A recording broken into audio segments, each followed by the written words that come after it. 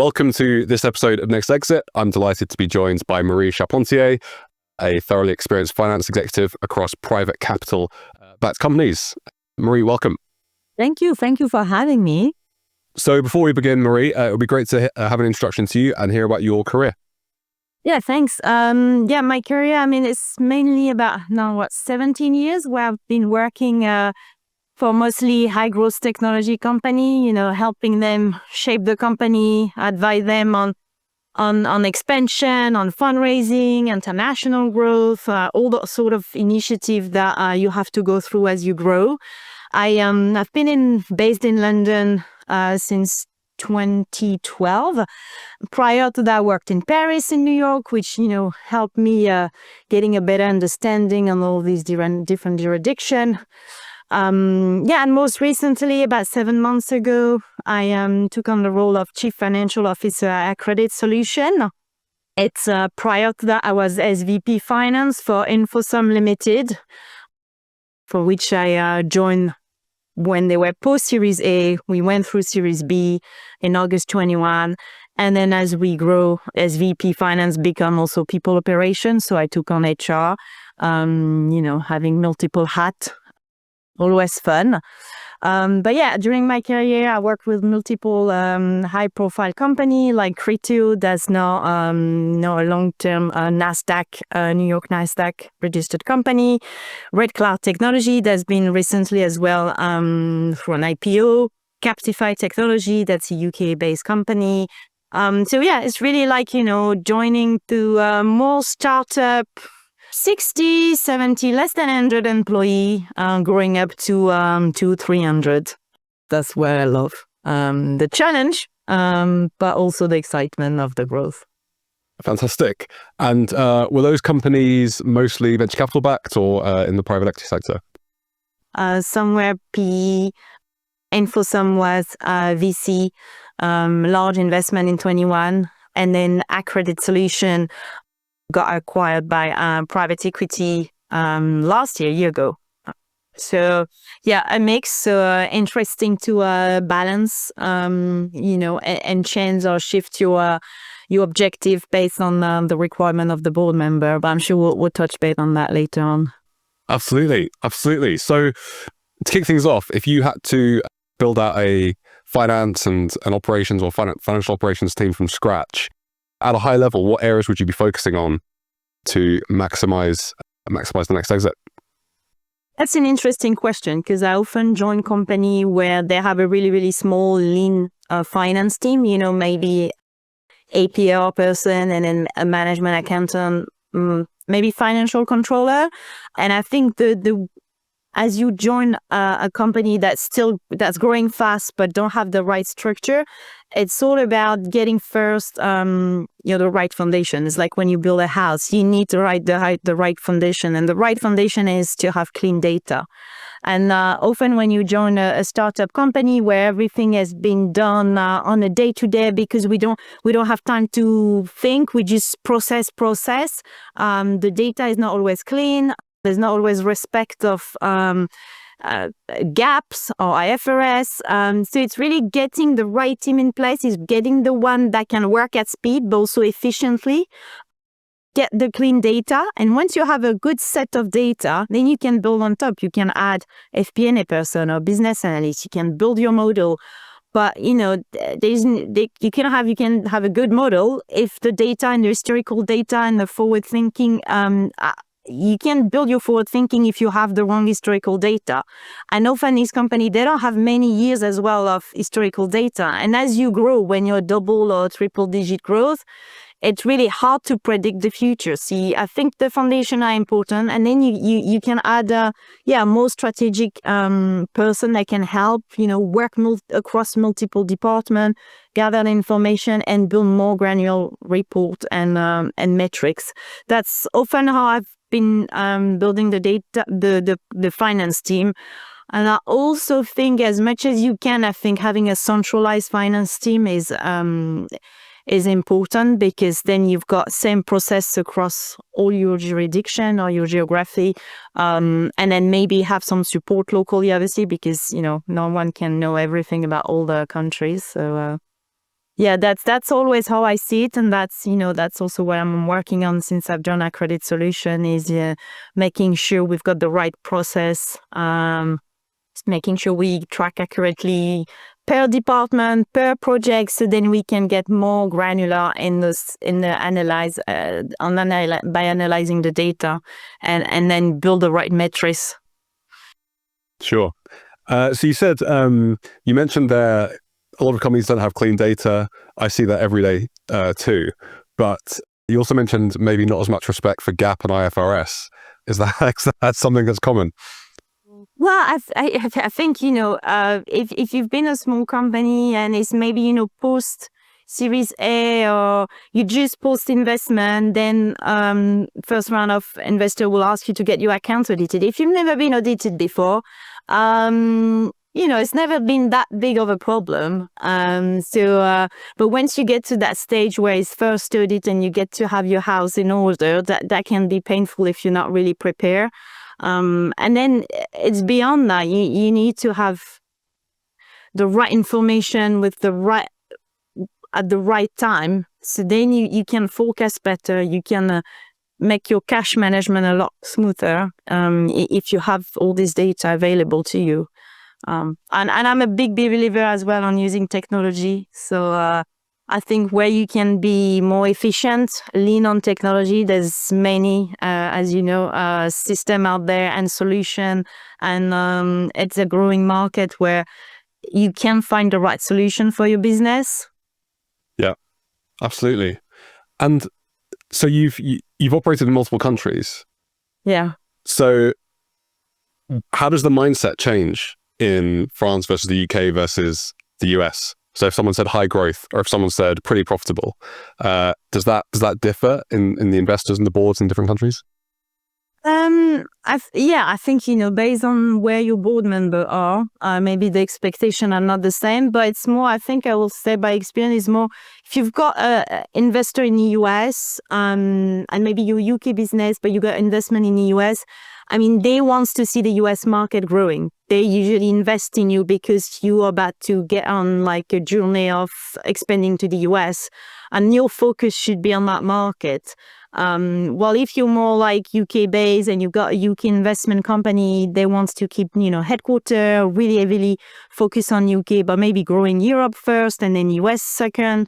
But I think it's more where the investor are based will determine some of your strategy, commercial strategy and go to market, because that's what they've been investing in. Mm.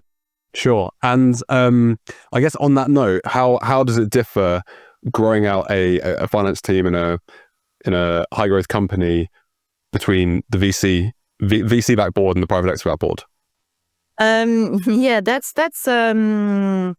They've got a bit of a different approach, I will say. And being at InfoSum for several years, where we were backed by VC and now moving to Accredit Solutions, where we're backed by PE, I had to as well adjust.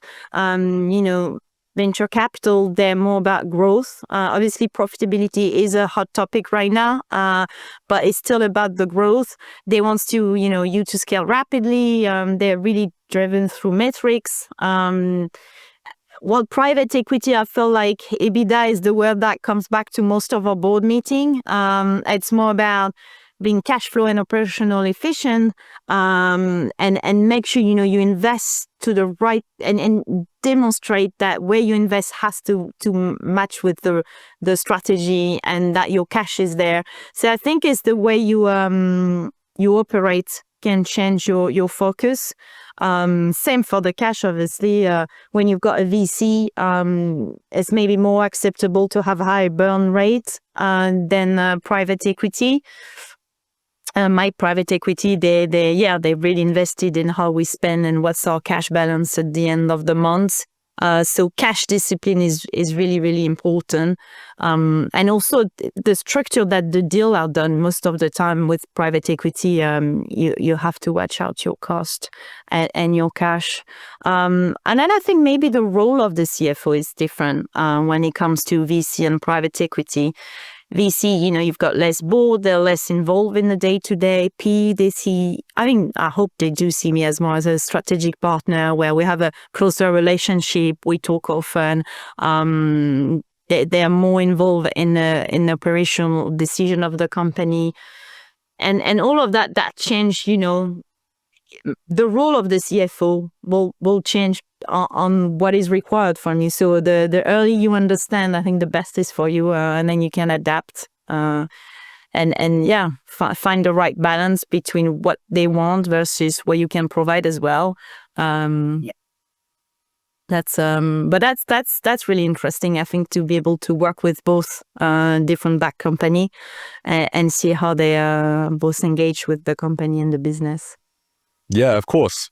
And so you've got IPO experience. I worked for Criteo, which was when I joined quite a small company. I was based in Paris, and we went through the whole. That was really extremely intense. We had to set up and be ready for IPO in only a few months' time. So back then, I'm talking about, was probably 15 years or 10 years ago. All the startups were dreaming of IPO. That was the only exit, right? That was the grail.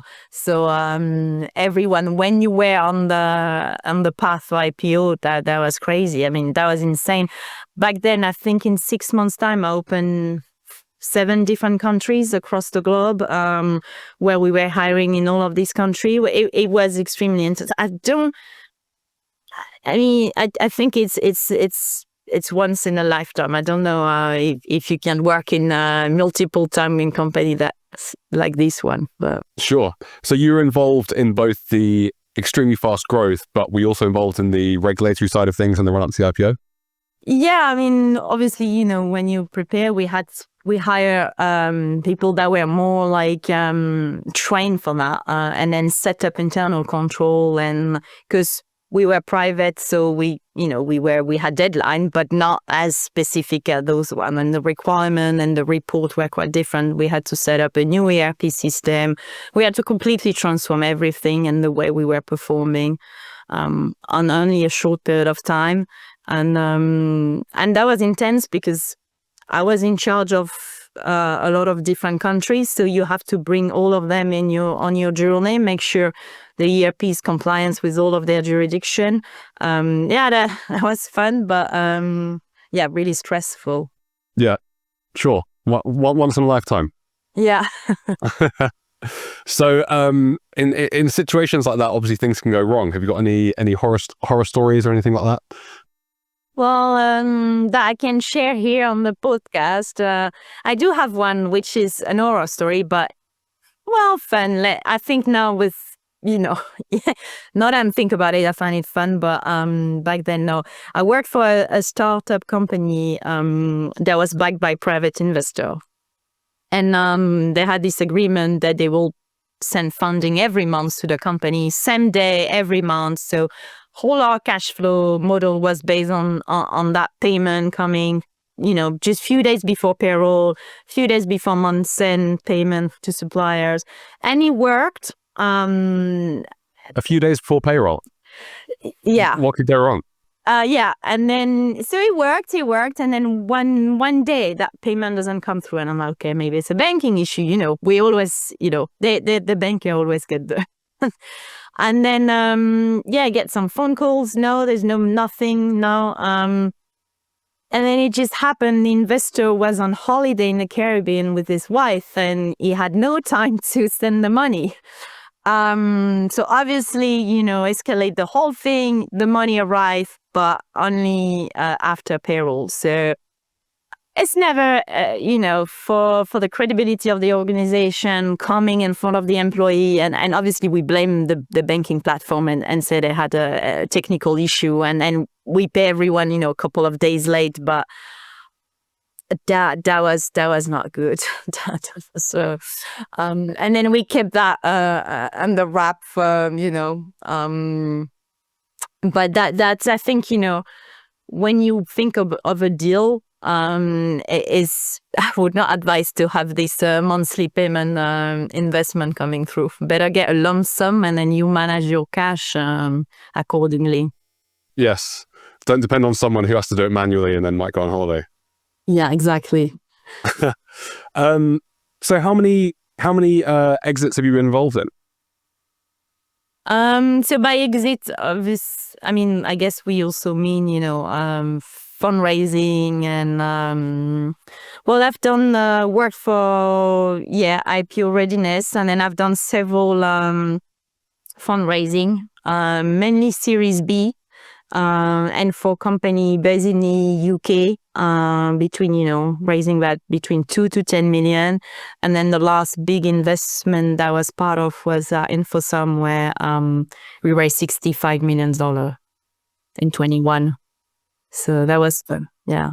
And then now Accredit, I joined after their last investment. But I'm sure, we'll be on the path to raise more in a couple of years. Yeah, absolutely. Absolutely. And so I guess on that note, looking forward, how do you see the market moving? Do you see any change in the metrics, growth versus EBITDA and cash, etc.? I think the market is shifting, right? We had these golden years, like 21 was the perfect years. There were a lot of money, high valuation, and then we had that downtime, 22, 23. I think the market, from what I've been reading and taking part and meeting people, I think the market is picking up. There's a momentum right now. 24 was better, and I think we can expect more deal this year, a lot of more M&A. But I think it's harder. The reality is that investors are really risk adverse. There's obviously a lot, like anything you read about investments involve AI. So you have that. It's just not a trend. That's your business. You have to have AI on your deck. Like, I don't think any pitch deck with no the word AI on it will be a winning story. So it's all about how can you make your company utilize AI, show the benefits that it brings internally and then obviously externally. So a lot of focus on AI. But I think there are deals coming up. So it's a matter of being prepared. Awesome. And specifically to you and Accredit, how are you ramping up to that next exit in the next 2, 3, 4+ years? Well, I think, Accredit is, we've got a lot of opportunities. We're expanding geographically. We've got more country that we want to be in. We're really strong in the US, in the UK and Australia, but there's many other places that we can go to. I think the company is growing. There's a lot of momentum at the moment, and we are in the tech sport industry. And that is a bright industry right now. So we sit right across security and then tech sports, and that's a hot market. So I'm sure you'll hear from Accredit. Fantastic. It was a great position to be in. Yeah. Awesome. Well, look, Marie, it's been fantastic to have you on, and I'm sure our listeners will get great value and action advice from what you said. So thank you. Thank you.